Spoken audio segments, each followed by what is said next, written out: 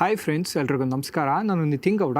ನೀವು ಮನೇಲಿ wifi broadband internet ಕನೆಕ್ಷನ್ನ use ಮಾಡ್ತಾ ಇದ್ದೀರಾ ಅಂದರೆ, ನಿಮ್ಮ ಮನೇಲಿ ಪವರ್ ಫ್ಲಕ್ಚುಯೇಷನ್ ಆದಾಗ ಅವ್ರ ಕರೆಂಟ್ ಹೋದಾಗ ವೈಫೈ ರೌಟರ್ ಆಫ್ ಆಗ್ತಾ ಇದೆ ಅಂದರೆ, ಇವತ್ತಿನ ವಿಡಿಯೋದಲ್ಲಿ ನಿಮ್ಮ ವೈಫೈ ರೌಟರ್ಗೊಂದು ರೌಟರ್ ಮಿನಿ UPS ಬಗ್ಗೆ ತಿಳಿಸ್ಕೊಡ್ತಾ ಇದ್ದೀನಿ. ಇದನ್ನ ಯೂಸ್ ಮಾಡಿಕೊಂಡು ಕರೆಂಟ್ ಹೋದಾಗೂ ಪವರ್ ಫ್ಲಕ್ಚುಯೇಷನ್ ಆದಾಗೂ ವೈಫೈ ರೌಟರ್ನ ಯೂಸ್ ಮಾಡ್ಕೊಬೋದು. ಸೊ ಈ ವಿಡಿಯೋದಲ್ಲಿ ರೌಟರ್ UPSನ ಯಾವ ರೀತಿ ಯೂಸ್ ಮಾಡೋದು, ಯಾವ ರೀತಿ ವರ್ಕ್ ಆಗುತ್ತೆ, ಅದನ್ನ ತಗೊಳ್ಳೋದಕ್ಕಿಂತ ಮುಂಚೆ ಏನೇನೆಲ್ಲ ಚೆಕ್ ಮಾಡಿ ತಗೊಬೇಕು, ಪ್ರತಿಯೊಂದು ಡೀಟೇಲ್ಸ್ ಈ ವಿಡಿಯೋದಲ್ಲಿ ತಿಳಿಸ್ಕೊಡ್ತಾ ಇದ್ದೀನಿ. ವಿಡಿಯೋನ ಫುಲ್ ಕಂಪ್ಲೀಟ್ ಆಗಿ ನೋಡಿ. ಸೊ ನೀವಿನ್ನ ನಮ್ಮ ಟೆಕಿಗಾ ಚಾನಲ್ಗೆ ಸಬ್ಸ್ಕ್ರೈಬ್ ಆಗಿಲ್ಲ ಅಂದರೆ ಕೂಡಲೇ ಸಬ್ಸ್ಕ್ರೈಬ್ ಆಗಿ ಬನ್ನಿ ನೋಡೋಣ. ಫ್ರೆಂಡ್ಸ್, ನಾನು ಯೂಸ್ ಮಾಡ್ತಾ ಇರೋಂಥ ರೌಟರ್ UPS ಬಂದು ನೋಡಿ ಕಜರ್ ರೌಟರ್ UPSನ ಯೂಸ್ ಮಾಡ್ತಾ ಇದ್ದೀನಿ. ಇದನ್ನು ನಾನು ಆಲ್ಮೋಸ್ಟ್ 1 year ಇಂದ ಯೂಸ್ ಮಾಡ್ತಾ ಇದ್ದೀನಿ. 1 ವರ್ಷದಿಂದ ಯೂಸ್ ಮಾಡಿದ್ರು. ಬ್ಯಾಟ್ರಿ ಬ್ಯಾಕಪ್ಪಲ್ಲಿ ಯಾವುದೇ ಥರನೂ ಇಶ್ಯೂ ಇಲ್ಲ. ರೌಟರ್ UPS ಬಂದು ಚೆನ್ನಾಗಿ ವರ್ಕ್ ಆಗ್ತಾ ಇದೆ. ಆ್ಯಂಡ್ ನೀವು ಇದೇ ಥರನ ಯಾವುದೇ ರೌಟರ್ UPSನ ತಗೊಂತೀರಾ ಅಂದರೆ ಅದ್ರ ವರ್ಕಿಂಗ್ ಪ್ರಿನ್ಸಿಪಲ್ ಬಂದು ಆಲ್ಮೋಸ್ಟ್ ಸೇಮೇ ಇರುತ್ತೆ. ಅಮೆಝಾನಲ್ಲಿ ನೀವು ರೌಟರ್ UPS ಅಂತ ಸರ್ಚ್ ಮಾಡಿದ್ರೆ ನಿಮ್ಗೆ ಈ ಥರ ತುಂಬಾ ಲಿಸ್ಟ್ ಎಲ್ಲ ಬರುತ್ತಲ್ಲ. ಸೊ ಈ ಲಿಸ್ಟಲ್ಲಿ ನಿಮ್ಮ ರೌಟರ್ಗೆ ಕರೆಕ್ಟ್ ಆಗಿರೋ ರೌಟರ್ UPSನ ಯಾವ ರೀತಿ ಸೆಲೆಕ್ಟ್ ಮಾಡ್ಕೊಳ್ಳೋದಂತನೂ ತಿಳಿಸ್ಕೊಡ್ತೀನಿ. ಅದೇ ರೀಸನ್ಗೆ ವಿಡಿಯೋನ ಮಾಡ್ತಾ ಇರೋದು. ನೋಡಿ, ನಾರ್ಮಲ್ ಆಗಿ ಈ ಥರ ರೌಟರ್ UPS ಅಲ್ಲಿ ಒಂದು ಇನ್ಪುಟ್ ಮತ್ತೆ ಒಂದು ಔಟ್ಪುಟ್ ಇರುತ್ತೆ. 12 ವೋಲ್ಟ್ ಔಟ್ಪುಟ್ ಬರುತ್ತೆ. ನಾವು ರೌಟರ್ ಕನೆಕ್ಟ್ ಮಾಡಬೇಕಾಗುತ್ತೆ. ಇನ್ಪುಟ್ ರೌಟರ್ ಇನ್ ಅಡಾಪ್ಟರ್ ಕೇಬಲ್ ನ ಕನೆಕ್ಟ್ ಮಾಡಬೇಕಾಗುತ್ತೆ. ಇದ್ರ ಬಾಕ್ಸ್ ನ ಹಂಗೆ ಇಟ್ಕೊಂಡಿದ್ದೀನಿ. ಬಾಕ್ಸ್ ನ ಓಪನ್ ಮಾಡಿದ್ರೆ ನೋಡಬಹುದು, ನಿಮ್ಮ ರೌಟರ್ ನ ಕನೆಕ್ಟ್ ಮಾಡ್ಕೊಳ್ಳೋಕೆ ಅಡಿಷನಲ್ ನಿಮಗೆ ಕೇಬಲ್ಸ್ ಎಲ್ಲ ಬರುತ್ತೆ. ನಿಮ್ಮ ರೌಟರ್ ಯಾವ ಕೇಬಲ್ ನ ಸಪೋರ್ಟ್ ಮಾಡುತ್ತೆ ಯೂಸ್ ಮಾಡ್ಕೊಬೋದು. ಈ ತರ ಕೇಬಲ್ಸ್ ಎಲ್ಲ ಬರುತ್ತೆ. ಇದ್ರ ಸ್ಪೆಸಿಫಿಕೇಶನ್ ಬಂದ್ರೆ ಇದರಲ್ಲಿ ಔಟ್ಪುಟ್ ಬಂದು 12 ವೋಲ್ಟ್ 3 ಆಂಪ್ ಬರುತ್ತೆ. ಬ್ಯಾಟರಿ ಕೆಪಾಸಿಟಿ ಬಂದು 3 × 2100 mAh ಅಂತ ಕೊಟ್ಟಿದ್ದಾರೆ. ನೋಡಿ, ಅದ್ರ ಪ್ರಾಡಕ್ಟ್ ಪೇಜ್ಗೂ ಬರ್ತೀನಿ. 3 × 2100 mAh ಅಂದ್ರೆ 8700 mAh ಆಗುತ್ತೆ. 3 ಈ ತರ ಲಿಥಿಯಂ ಅಯಾನ್ ಬ್ಯಾಟ್ರೀಸ್ ಬರುತ್ತೆ.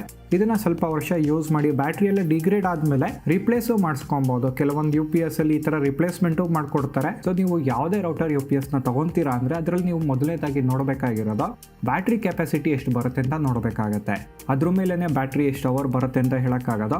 ಕೆಲವೊಂದು ರೌಟರ್ UPS ಸೈಡ್ ಅಲ್ಲೇ ಎಷ್ಟು ಅವರ್ ಬ್ಯಾಟ್ರಿ ಬ್ಯಾಕಪ್ ಬರುತ್ತೆ ಅಂತಾನು ಕೊಟ್ಬಿಟ್ಟಿರ್ತಾರೆ. ಅದನ್ನೆಲ್ಲ ನಂಬಕ್ ಹೋಗ್ಬೇಡಿ. ಬಿಕಾಸ್ ಒಂದೊಂದು ರೌಟರ್ ಒಂದೊಂದು ತರ ಪವರ್ ಕನ್ಸಂಪ್ಷನ್ ಮಾಡುತ್ತೆ. ಸೊ ನೀವು ನೋಡಬೇಕಾಗಿರೋದು ಬ್ಯಾಟ್ರಿ ಕೆಪಾಸಿಟಿ. ಅಂಡ್ ಕೆಲವೊಂದು ರೌಟರ್ UPS ಅಲ್ಲಿ ಲೆಡ್ ಆಸಿಡ್ ಬ್ಯಾಟ್ರಿನ ಯೂಸ್ ಮಾಡಿರ್ತಾರೆ. ಸೊ ಲೆಡ್ ಆಸಿಡ್ ಬ್ಯಾಟ್ರಿದು ಲೈಫ್ ಬಂದು ಕಡಿಮೆ ಇರುತ್ತೆ. ಸೊ ಆದಷ್ಟು ಲಿಥಿಯಂ ಅಯಾನ್ ಬ್ಯಾಟ್ರಿ ಇರೋ ರೌಟರ್ UPS ನೇ ತಗೊಳ್ಳಿ. ಈಗ ರೌಟರ್ UPS ನ ಕನೆಕ್ಟ್ ಮಾಡ್ತಾ ಇದ್ದೀನಿ. ನೋಡಿ, ಔಟ್ಪುಟ್ ಕೇಬಲ್ನ ಕನೆಕ್ಟ್ ಮಾಡಿ ವೋಲ್ಟೇಜ್ ಎಷ್ಟು ಔಟ್ಪುಟ್ ಬರ್ತಾ ಇದೆ ಅಂತ ತೋರಿಸ್ತೀನಿ. ನಾರ್ಮಲ್ ಆಗಿ ಈ ಥರ ರೌಟರ್ UPS ಅಲ್ಲಿ 12 ವೋಲ್ಟ್ ಔಟ್ಪುಟ್ ಬರುತ್ತೆ, ಕಾನ್ಸ್ಟೆಂಟ್ ಆಗಿರುತ್ತೆ. ಬಟ್ UPS ಇಂದ ಆ್ಯಂಪ್ ಮಾತ್ರ ಬೇರೆ ಬೇರೆ ಥರ ಇರುತ್ತೆ. ಕೆಲವೊಂದು ರೌಟರ್ UPS ಅಲ್ಲಿ 3 ಆಂಪ್ ಬರುತ್ತೆ, 2 ಆಂಪ್ ಬರುತ್ತೆ. ನಾನು ಯೂಸ್ ಮಾಡ್ತಾ ಇರೋದು 3 ಆಂಪ್ ಮಾಡೆಲ್ ಇದು. ನಿಮ್ಮ ರೌಟರ್ಗೆ ಎಷ್ಟು ಆಂಪ್ UPS ಬೇಕು ಅಂತ ಸೆಲೆಕ್ಟ್ ಮಾಡ್ಕೊಳ್ಳೋದು ಯಾವ ರೀತಿ ಅಂತ ತಿಳಿಸ್ಕೊಡ್ತೀನಿ. ನೋಡಿ, ನಿಮ್ಮ ರೌಟರ್ ಇಂದ ಅಡಾಪ್ಟರ್ ಬರುತ್ತಲ್ಲ, ಅಡಾಪ್ಟರ್ ಬ್ಯಾಕ್ ಸೈಡ್ ಔಟ್ಪುಟ್ ಅಂತ ಕೊಟ್ಟಿರ್ತಾರೆ. ನೋಡಿ, ನನ್ನ ರೌಟರ್ ಇಂದ ಔಟ್ಪುಟ್ ಬಂದು 12 ವೋಲ್ಟ್ 2.5 ಆಂಪ್ ಅಂತ ಕೊಟ್ಟಿದ್ದಾರೆ. ಅದಕ್ಕೆ ನಾನು 3 ಆಂಪ್ ರೌಟರ್ UPS ನ ತಗೊಂಡಿದ್ದೀನಿ. ನಿಮ್ಮ ರೌಟರ್ ಅಲ್ಲಿ 1.5 ಆಂಪ್ ಇದೆಯೋ 2 ಆಂಪ್ ಇದೆಯೋ, 2 ಆಂಪ್ ಇದ್ರೆ 2 ಆಂಪ್ ನ ತಗೊಬೋದು. ಅವ್ರ 3 ಆಂಪ್ ನ ತಗೊಂಡ್ರು ಏನು ಪ್ರಾಬ್ಲಮ್ ಇರಲ್ಲ. ನಿಮ್ಮ ರೌಟರ್ ಯೂಸ್ ಆಗ್ಬೇಕಾದ್ರೆ ಅದಕ್ಕೆ ಎಷ್ಟು ಕರೆಂಟ್ ಬೇಕೋ ಅಷ್ಟು ಮಾತ್ರ ತಗೊಂತಾ ಇರುತ್ತೆ.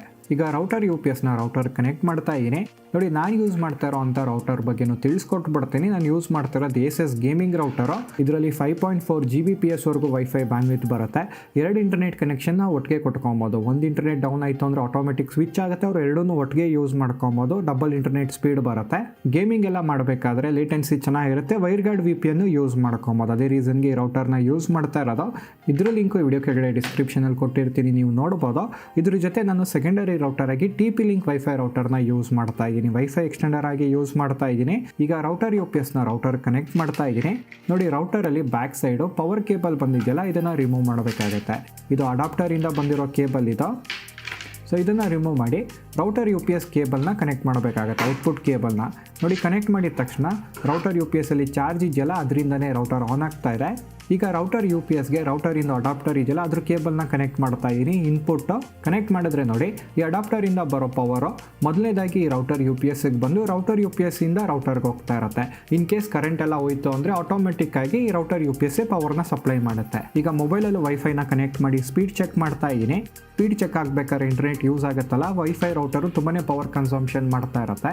ನೋಡಿ, ಈ ಥರ ಯೂಸ್ ಆಗಬೇಕಾದ್ರೆ ನಾನು ಅಡಾಪ್ಟರ್ನ ರಿಮೂವ್ ಮಾಡಿದೆ. ಅಡಾಪ್ಟರ್ನ ರಿಮೂವ್ ಮಾಡಿದ್ರು ಯಾವುದೇ ಥರ ಬ್ರೇಕ್ ಆಗ್ದಂಗೆ ಸ್ಪೀಡ್ ಟೆಸ್ಟ್ ಬಂದು ಕಂಟಿನ್ಯೂ ಆಗ್ತಾನೆ ಇದೆ. ಸೊ ಈ ಥರ ನೀವು ಗೇಮಿಂಗ್ ಮಾಡ್ತಾ ಇದ್ದೀರಾ, ಅವ್ರು ವರ್ಕ್ ಫ್ರಮ್ ಹೋಮ್ ಮಾಡಬೇಕಾದ್ರೆ, ಅದು ಮೀಟಿಂಗಲ್ಲಿ ಇರಬೇಕಾದ್ರೆ ಕರೆಂಟ್ ಹೋಗಿ ಪ್ರಾಬ್ಲಮ್ ಆಗುತ್ತಲ್ಲ, ಸೊ ಅದನ್ನೆಲ್ಲ ಅವಾಯ್ಡ್ ಮಾಡ್ಬೋದು. ತುಂಬಾ ಚೆನ್ನಾಗಿ ವರ್ಕ್ ಆಗುತ್ತೆ ಈ ಥರ. ನೋಡಿ, ನಾನು ಕನೆಕ್ಟ್ ಮಾಡಿ ತೆಗೆದೆಲ್ಲ ಮಾಡ್ತಾ ಇದ್ದೀನಿ, ಪವರ್ ಫ್ಲಕ್ಚುಯೇಷನ್ ಆದರೂ ವರ್ಕ್ ಆಗ್ತಾಯಿದೆ. ಸೊ ಈ ಥರ ನೀವು ಯೂಸ್ ಮಾಡ್ಕೊಬೋದು.